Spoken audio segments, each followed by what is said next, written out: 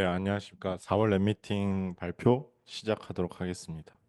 그래서 오늘 발표드릴 내용은 아이로스 제출했던 논문 내용이랑 이제 제가 최근에 또 토카비 네트워크 구성하면서 이제 시연 준비도 하고 이런 거 하면서 좀 이슈들이랑 이제 시연 준비하는 학생들이 좀 알아야 될 것들을 좀 정리를 해봤는데요. 아이로스 제출 논문 먼저 소개드리기 전에 네트워크 구성이 좀 간단하니까 먼저 이거 먼저 설명드리고 넘어가도록 하겠습니다.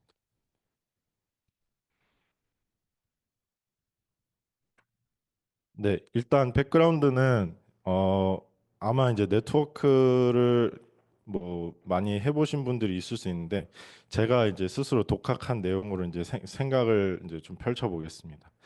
일단 VS 코드로 이제 뭐 SSH 접속 같은 걸 되게 많이 해보셨을 텐데요. 그런 걸 이제 해보신 분들은 좀 아는 내용일 텐데 공유기에는 이제 내부 주소, 이제 서버 같은 IP 주소가 있습니다. 예를 들어서 192.168. IP 타임 같은 경우에는 192.168.0.1 이렇게 있고 이제 공유기가 인터넷에 연결되는 그 외부 IP를 이제 받게 됩니다. 그러니까 예를 들어서 서울대 같은 경우에는 147.446 이렇게 시작을 하는 걸로 알고 있습니다. 그렇게 되면 이제 공유기는 이제 말 그대로 다른 기기들에도 인터넷을 줄 수 있게 공유를 하는 역할을 하는 거기 때문에 공유기에 연결된 가까이 기기들은 또 그 내부 IP 주소를 받게 돼서 네, 그 IP로 이제 통신을 할 수 있는 거죠. 대신에 이제 SSH 연결을 할 때 공유기 안에 연결되어 있는 기기들끼리는 내부 IP 주소로 이제 SSH를 연결할 수 있지만 내가 만약에 밖에서 그 공유기에 연결된 기기에 이제 SSH 연결을 하고 싶다 하면은 뭐 포트 포워딩이나 뭐 그러니까 외부 IP랑 포트 포워딩을 통해서 포트 번호를 통해서 이제 연결을 할 수 있게 됩니다. 좀 이러한 백그라운드를 좀 설명드리는 이유가 이제 간단하게 이제 저희 네트워크 구성이 이렇게 되어 있고요. 일단은 도깨비 등 쪽에 이제 공유기가 하나 있습니다. 그 공유기에 이제 연결되어 있는 PC들이 총 3개가 있는데 저희가 지금 주로 쓰고 있는 거는 토카비 컨트롤러 PC 여기 가운데 가슴 쪽에 있는 거죠. 불빛 나는 거. 이거 하나 있고 그리고 비전이랑 뭐 핸드 컨트롤러 같은 거 들어가 있는 토케비 비전 컴퓨터가 이렇게 2개 대표적으로 크게 있습니다. 그게 이제 이 공유기에 물려 있어서 일단 이거는 이제 내부망이니까 2개는 서로 통신이 되겠죠. 그리고 이거를 이제 다른 원격컴 같은 데에서 접속을 할 수 있도록 이제 외부 인터넷이랑 연결이 되어야 되는데 그러기 위해서 이 공유기가 저희 이제 지하 자동화에 있는 다른 공유기에 이렇게 연결이 되어 있습니다. 그래서 인터넷이 연결될 수 있게 되어 있고요. 그래서 연결돼 있기 때문에 여기 공유기에 연결되어 있는 이제 토카비 리모트컴이 있어서 거기서 이제 토카비 컨트롤러나 이제 토카비 비전 컴퓨터들을 이제 SSH나 원격 연결 같은 거를 이제 할 수 있게 되어 있습니다. 그럼 이렇게 되어 있고 이제 저희가 해동하고 아바타 시스템을 연결해서 쓸 때가 있는데 그럴 때는 이제 또 여기에도 이제 인터넷이 연결돼 있어야겠죠.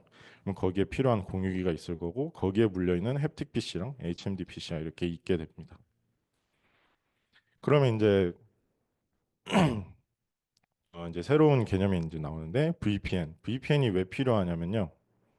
물리적으로 떨어져 있는 기기들을 이제 가상의 내부망처럼 연결할 수 있게 하기 때문에 쓰는 겁니다. 그래서 사실 이게 왜 필요하냐라고 했을 땐 로스 통신을 내부망에서만 아직은 할 수 있기 때문에 외부 SSH 연결하듯이 로스 통신이 가능하지 않기 때문에 이렇게 VPN을 설정을 해서 네, 내부망으로 끌어오게 가상의 내부망으로 끌어오게 되면은 로스 통신이 가능하게 되어서 VPN을 저희가 설치를 한 겁니다. 그래서 네, 여기 도깨비 등에 있는 공유기가 IP 타임이 아니라 이제 오픈 WRT라는 이제 어떻게 보면은 프로그램이죠.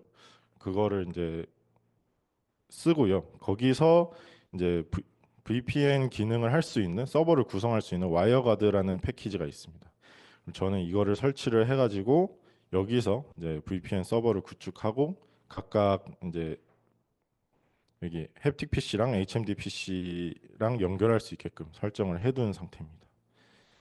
그래서 와이어가드 설정에 대해서는 좀 너무 디테일한 내용이기 때문에 제가 나중에 노션으로 업데이트를 해놓으면은 저희 시연 하시는 분들은 이제 볼 수 있도록 제가 참고할 수 있도록 이제 정리를 해두도록 하겠습니다.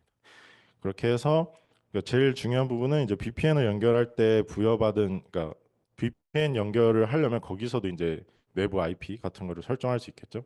그거를 이제 제가 다 10.112.4. 땡땡 이렇게 4로 지금 제가 세팅을 해놨습니다. 그거를 이제 참고하시면 되겠고요.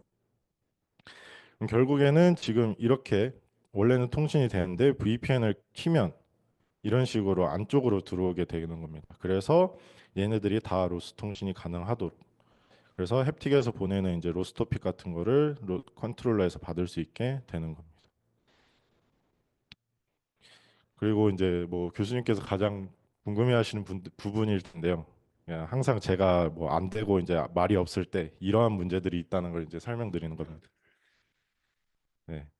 일단 제일 첫 번째 문제는요, 네트워크 문제입니다. 일단은 VPN을 쓰기 때문에 데이터 송수신 속도가 낮아질 수밖에 없습니다. 이게 한번 그 과정을 거쳐야 되기 때문에 그런 것 때문에 이제 사실 저희가 원래 쓰던 토카비 공유기를 최근에 CPU 성능이 좀 좋은 공유기로 교체를 진행했었습니다.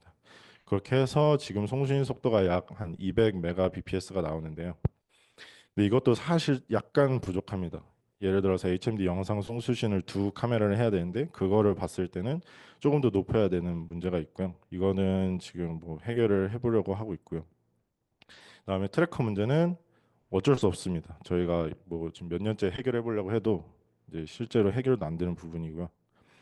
그리고 세 번째는 이제 엘모 통신 문제. 가끔 이제 실험하다 보시면 특히 상체가 그럽니다. 상체에 이렇게 토크가 이렇게 쓱 빠지는 걸 많이 보신 분들도 있을 거고, 뭐 다리도 갑자기 빠지는 것도 본 적이 있을 텐데요. 그거는 어, 한 90% 넘게는 무조건 하드웨어, 저 엘모 드라이브적인 문제입니다. 그래서 랜선이 이제 꽂혀 있다고 해도 약간 이렇게 헐겁게 꽂혀 있는 걸 보실 수 있는데 그거를 이제 좀 이렇게 꽉 물려주면은 좀 다시 괜찮아지는 걸 보실 수 있습니다. 네.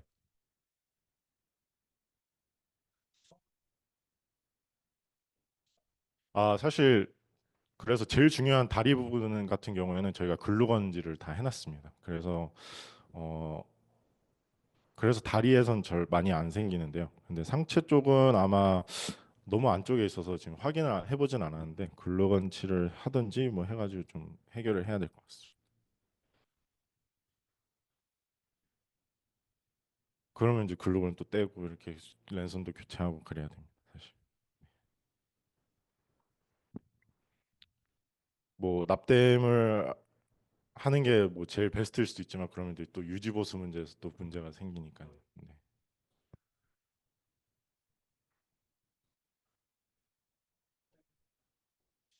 네. 네. 네. 조금 걸을 때 특히 문제가 될 것 같긴 합니다. 그렇게 덜 헐렁헐렁하면서 그런 게 있고 최근에 이제 좀 제가 이제 말일 수가 없어졌던 거는 진짜 코드 버그가 있어서 그런 거였고요. 이거는 이제 시연용 제어기가 좀 고정이 되면은 좀 안정화되지 않을까. 실제로 이제 저기 김명주 박사가 구현해놓고 뭐 이제 이관호 학생이랑 박경재 학생이 이제 좀 튜닝을 해놓은 거는 좀 많이 안정화가 되어 있기 때문에 그거에 대해서는 이제 걱정을 하지 않으셔도 됩니다. 그리고 두 번째는 외부로 시연할 때 제가 좀 고민을 해봤습니다. 어쨌든 언젠가는 또 나가게 될 것 같고 이래서 좀 몇 가지 이제 방법을 좀 생각을 해봤는데요. 이 중에 그러니까 총 세 가지 방법이 있는데 좀 잘 생각해보고 선택하면 될 것 같습니다. 첫 번째는 이제 도깨비만 나가는 거겠죠. 도깨비가만 나가게 되면은 어떻게 세팅하면 되냐라고 했을 때 제가 제시한 방법은 도깨비랑 공유기 다 같이 들고 가는 겁니다. 그러면은 이 공유기가 외부 접속 IP 주소만 받아서 그러니까 인터넷을 연결하는 거죠. 그래서 인터넷 연결하면은 외부 접속 IP 주소를 받을 수 있게 될 거고 이 IP 주소를 통해서 이제 도깨비로 들어와야 되기 때문에 해동에서는 이 IP 주소만 알면 됩니다. 그래서 이 IP 주소만 그 와이어가드 설정에 하는 게 있습니다. 그걸 이제 또 제가 노션에 정리를 해둘 거고요. 그 IP 주소만 변경하기 때문에 이 방법이 제일 편한 방법일 것 같습니다. 그러고 마스터만 간다고 하면 네, HMD 햅틱까지 안 가도 되죠. HMD만 가도 된다고 하면은 그냥 이대로 그대로 연결해서 들고 가면은 어차피 도깨비 쪽으로 연결하는 거기 때문에 여기에 서버가 있기 때문에 여기 외부 IP 주소는 바뀌지 않죠. 그렇기 때문에 이건 그냥 그대로 들고 가서 인터넷 연결하면은 바로 VPN 설정이 됩니다. 그리고 둘 다 가는 방식도 있겠죠. 근데 둘 다 가는 방식이 어떻게 보면 제일 그러니까 안정적일 수는 있습니다. 통신에 있어서는. 왜냐하면 외부 인터넷을 통해서 오는 것도 아니기 때문에 뭐 데이터 지연 같은 거 뭐 고려 안 해도 되고요. 네, 맞습니다. 네, 맞습니다. 그러니까 이 보라색이 제일 중요합니다, 사실. 이 보라색이 무선이면 뭐 다 똑같습니다, 사실. 그 외부 시연으로 갔을 때 이 보라색이 제일 문제가 되는 부분인데 제 뒤쪽에 또 설명해 놓은 게 있는데요. 어쨌든 이런 식으로 내부망으로 구축하면은 뭐 VPN을 사용하지 않아도 되고요. 이런 식으로 간소화할 수 있고, 근데 제일 문제가 되는 부분은 이제 교수님께서 말씀하신 것처럼 이 보라색 부분입니다. 그 외부 시연 시 인파가 많으면 인터넷 통신 문제가 많이 발생하기 때문에 저는 이걸 무선으로 하는 것 때문에 문제가 생긴다고 생각해서 그냥 유선 랜선으로 연결을 해놓으면은 조금 괜찮지 않을까? 해보진 않았지만 그렇게 생각을 하고 있습니다. 네, 맞습니다. 네, 그냥 한 5m, 뭐 10m, 20m짜리 랜선 써서 해야 될 것 같습니다. 네, 그러고 또 만약에 이제 서울대랑 외부랑 연결해야 되는 상황이 있을 때는 좀 문제가 또 하나가 있는데요. 지금 서울대 인터넷 관련해서 이제 행정적인 걸 좀 찾아봤는데 속도 제한이 있습니다. 외부에서 접속할 시 120mbps로만 일단 제한이 걸려 있고요. 이거를 풀 수 있는 방법이 있기는 한데 그때 행정 선생님한테 얘기를 들었을 때는 뭔가 좀 복잡했습니다. 그래서 만약에 필요한 상황이 오면 이거를 누군가는 뚫어줘야 돼요. 이게 아마 화면은 1기가로 나오기는 할 텐데요. 뚫으면. 네, 그래서 일단은 지금 당장은 이런 방식이 가장 괜찮지 않을까. 여기다 보라색은 유선 랜선으로 연결하고, 네, 그렇게 하는 방식이 제일 좋을 것 같다는 제 생각이었습니다. 질문 있으시면 해주시면 되겠습니다.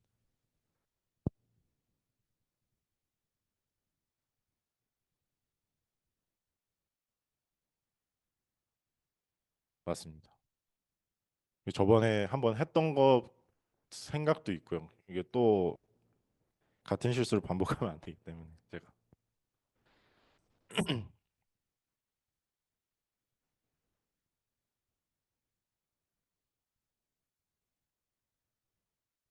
네, 일단 네트워크 구성은 여기까지고요. 노션으로 정리를 하면은 뭐 다른 학생들한테 공유를 하도록 하겠습니다.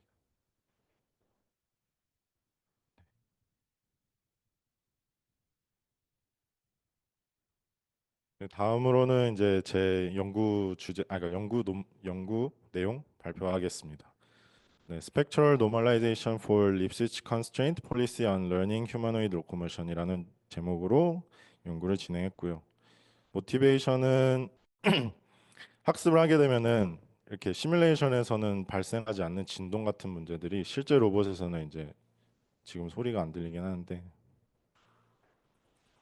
네, 이런 식으로 진동을 하게 됩니다. 그래서 저희가 이 진동을 잡기 위해서는 뭐 여러 가지 방식들이 있었는데요. 네. 일단은 가장 직관적인 방법은 리워드 튜닝을 하는 겁니다. 뭐 어쨌든 진동을 하는 거는 이제 토크가 많이 나오게 돼서 그런 거, 토크의 변화량이 많기 때문에 뭐 그런 거를 리워드로 레귤레이션 할 수 있고요. 액션 스무드니스, 뭐 조인트 액셀레이션 이러한 이제 변화량 텀 같은 거를 레귤레이션 하는 식으로 많이 리워드를 주면서 대부분 많이 이런 방식으로 채택을 하고 있는데요. 사실 이 방식에도 파라미터 튜닝이 많이 필요하고요. 실제로 이거를 어, 해보신 분들은 아시겠지만 뭐 아무리 해도 막 진동이 안 잡히는 경우도 이제 발생하게 됩니다.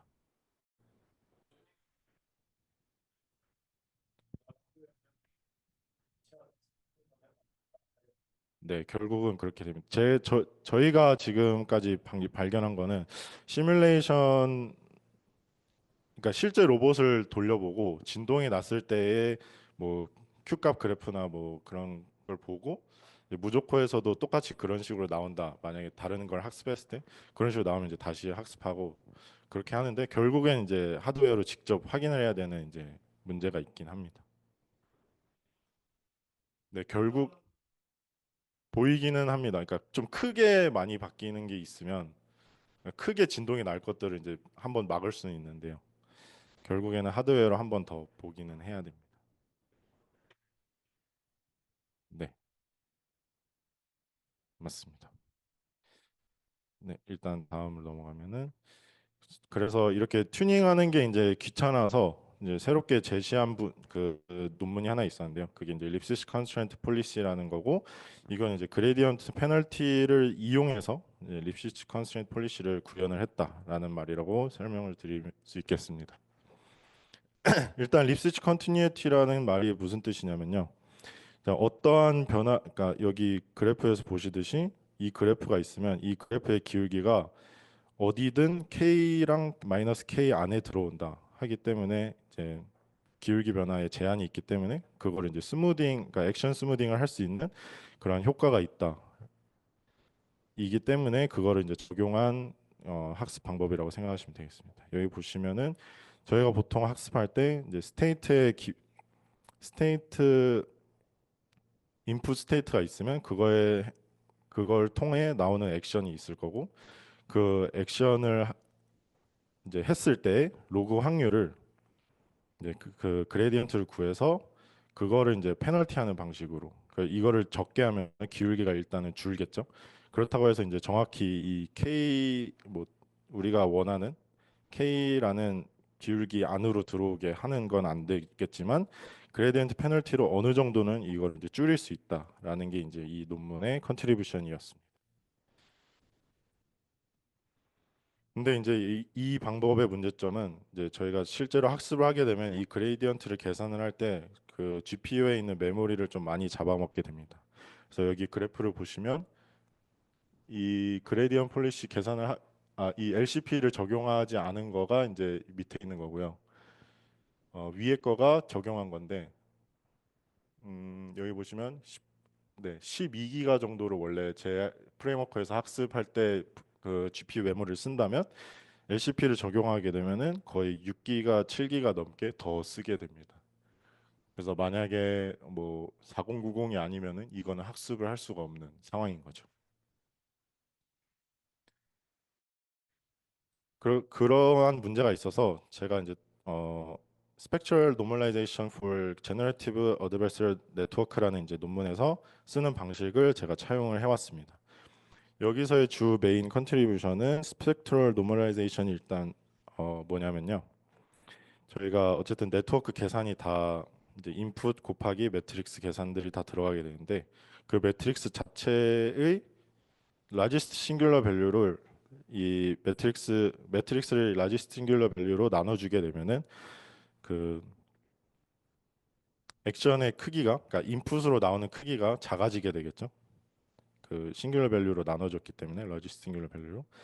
그래서 이거를 다 나눠주게 되면은 이제 인풋에 대한 아웃풋의 이제 변화량 값이 작아지게 된다가 이제 이 논문에서 증명을 했던 거고요. 그래서 이 스펙트럴 노멀라이제이션을 그러니까 겐 네트워크의 디스크리미네이터에 적용을 하게 되면 디스크리미네이터가 학습하는 속도가 이제 저하가 하게 되겠습니다. 그러니까 익스플로어 하는 속도가 이제 저하가 되면서 제너레이터 네트워크가 조금 더 빨리, 그러니까 좀 더 빨리는 아니고 학습할 수 있는 기회를 주게 되는 거죠. 그래서 조금 더 안정적인 겐 네트워크 학습이 되는 걸 보였다라고 이 논문에서는 제시했었습니다. 그래서 저는 이거를 이제 그 네트워크를 레귤라이즈를 할 수 있다면 저희 액션 폴리시를 학습하는데 이 스펙트럴 노멀라이제이션을 적용을 해보면 어떨까 해서 네, 적용을 하게 된 거였습니다. 그래서 이제 메서드를 보시면 이렇게 되고요. 그 LCP 논문에서는 요 항을 이제 페널티로 주게 되었는데 이 항을 이제 풀어서 써보게 되면 로그 확률이기 때문에 이렇게 정규분포 이 식을 아시는 분들이 아실 텐데 이렇게 됩니다.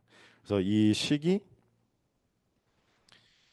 이제 그레디언트로 나누게 되면은 시그마는 제가 여기 또 하나의 가정이 들어가게 됩니다. 시그마는 그 인풋 S에 대해서 인디펜던트 하기 때문에 고정값이라고 저는 설정을 했고요. 그래서 고정이 되어 있기 때문에 S로 이제 그레디언트를 이제 미분을 하게 되면은 이제 다 날아가겠죠. 뒤쪽은 다 날아가게 되고 앞쪽만 이렇게 미분을 하게 되는데 여기서 이 액션 값이 이제 디스트리뷰션이 있는데 그 평균 값의 디스트리뷰션 평균 값이 이제 뮤인 그 가우시안 디스트리뷰션이겠죠. A가 그러면은 그거를 이제 신뢰 구간 저희 통계에서 배우는 그 신뢰 구간으로 따졌을 때 95%의 확률로 네, 이 시그마 위치에 있다 해서 이제 맥스를 이렇게 설정을 그러니까 볼 수 있게 됩니다. 그래서 이거를 다 이렇게 시그마로 나누게 되면은 결국에는 이제 제일 마지막에 남는 텀이 되게 됐고요. 이 뮤라는 값이 이제 액터 네트워크에서 나오게 되는 아웃풋인데 이거를 이제 스펙트럴 노멀라이제이션을 하게 된다면 이 값 자체의 립시츠가 제한이 되게 되는 거고 그렇기 때문에 저는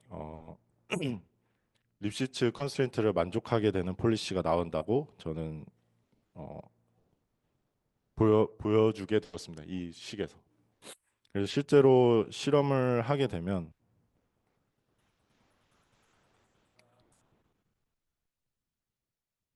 네, 이게 이제 잠시만요. 제가 설명을 하나 빼먹은 게 있는데 여기서 이제 라지 싱귤러 밸류로 나누게 되면 이게 다 결국에는 이제 싱귤러 값이 그러니까 1의 배수 값이 되겠죠.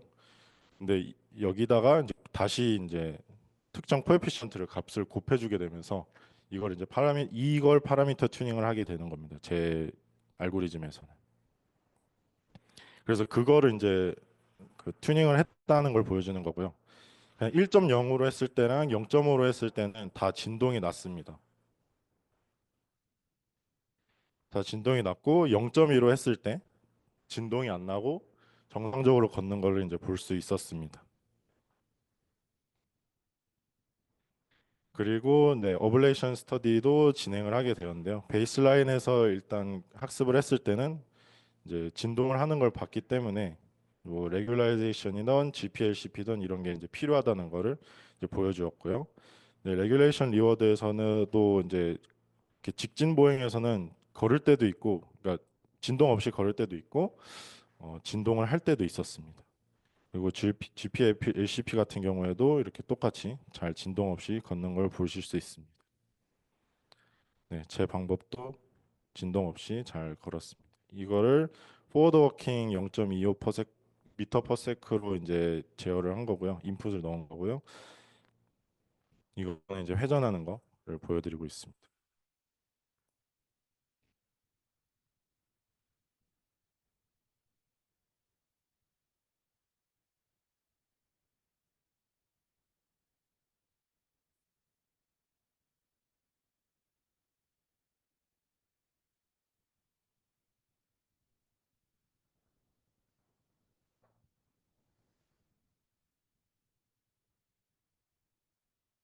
네, 다음은 이제 앞으로 걷고 회전하는 거를 이제 동시에 넣은 상황입니다. 베이스라인에서는 당연히 진동을 났고요. 네, 지금도 보시면 레귤라이션 리워드에서는 또 조금씩 진동이 나는 걸 보실 수 있습니다.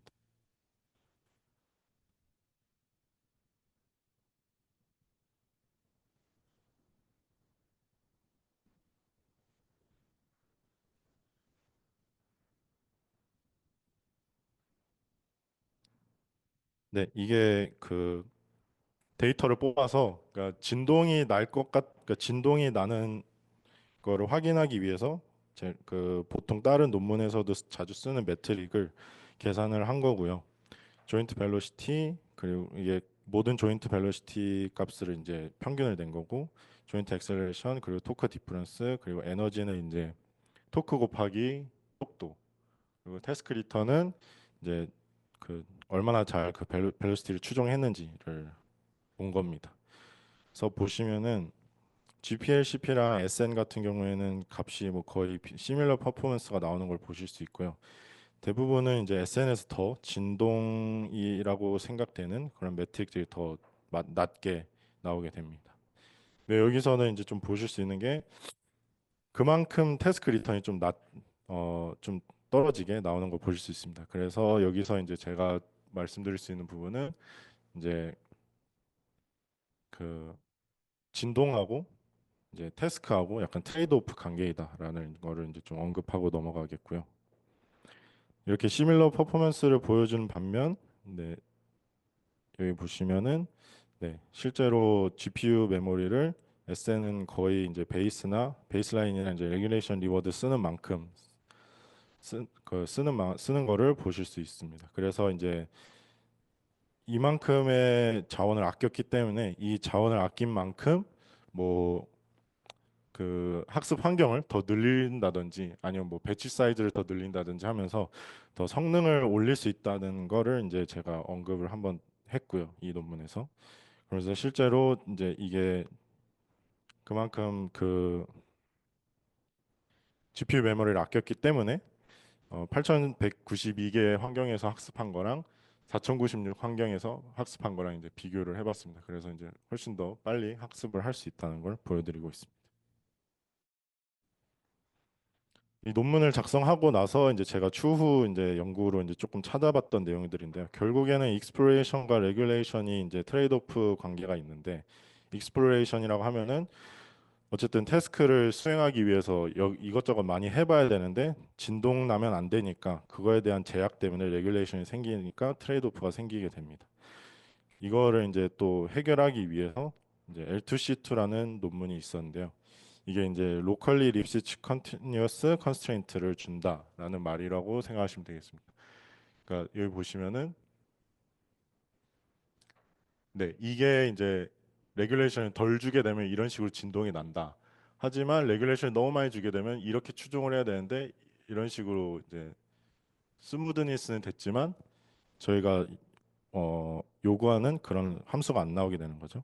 그래서 이거를 이제 트레이드오프라고 언급을 했고 그거를 이제 해결하기 위해서 좀 가변적인 그레이디언트 페널티를 줄 수 있는 방식으로 네, 이 논문에서는 제시를 했었습니다. 근데 대신에 여기서는 립시츠 컨스트레인트를 계산을 한 게 아니라 어, 액션하고 스테이트 간의 이제 그 배치를 다 모아서 네, 그 변화량을 직접 계산을 하면서 그 평균 내 가지고 계산하면서 그걸 이제 가변적으로 네, 그 개인 값을 주면서 학습을 한 거였고요.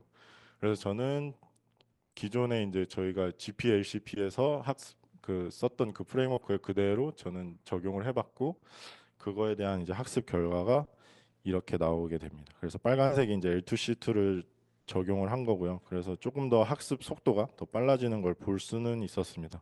근데 실제적으로 이제 퍼포먼스 같은 경우에는 하드웨어적으로 봤을 때는 거의 비슷했고요. 네, 그렇습니다. 그래서 여기서 이제 이거를 이제 또 SN으로 어떻게 적용할 수 있는 방식이 있을까를 지금 생각을 해보고는 있습니다. 네, 그 다음으로는 저희가 이제 AMP 예전에 이제 학습을 할 때 고도화를 하기 위해서 이제 간 네트워크를 이제 조금 더 고도화하는 식으로 학습을 해보려고 했을 때 항상 고질적인 문제가 디스크리미네이터 네트워크가 너무 빨리 학습이 되면서 제너레이터가 이제 학습할 기회가 이제 많이 없어지는 문제가 많이 발생했었습니다. 그거를 이제 또 SN을 적용을 하면은 좀 더 안정적으로 학습할 수 있지 않을까 하면서 이것도 지금 동시에 진행을 하고 있습니다. 네, 감사합니다.